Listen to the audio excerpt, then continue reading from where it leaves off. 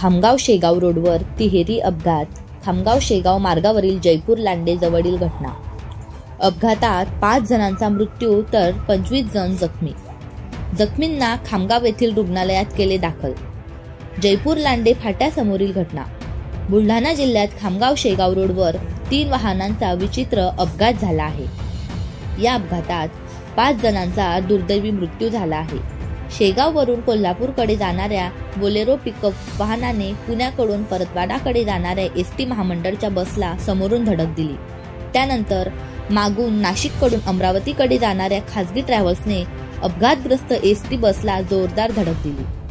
झालेल्या या विचित्र तिहेरी अपघातात बोलेरोमधील 4 जण तर खासगी ट्रॅव्हल्समधील 1 अशा 5 जणांचा दुर्दैवी मृत्यू झाला आहे.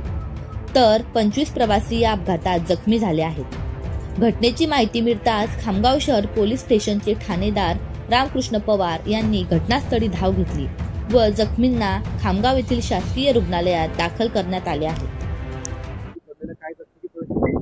शेगाववरून बोलेरो पिकअप गाडी आहे, ती बोरवेलची गाडी आहे. ती कोल्हापूरकडे जात होती. ती भरधाव वेगात होती आणि समोरून येणारी महाराष्ट्र राज्याची परिवहन मंडळाची स्लीपर गाडी आहे.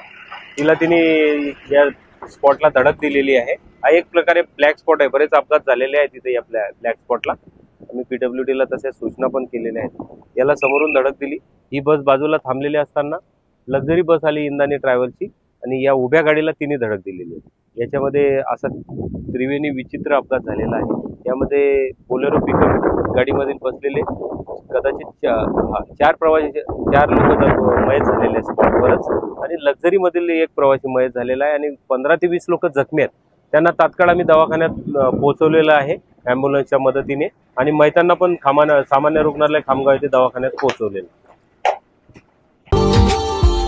Subscribe now and press the bell icon. Never miss an update.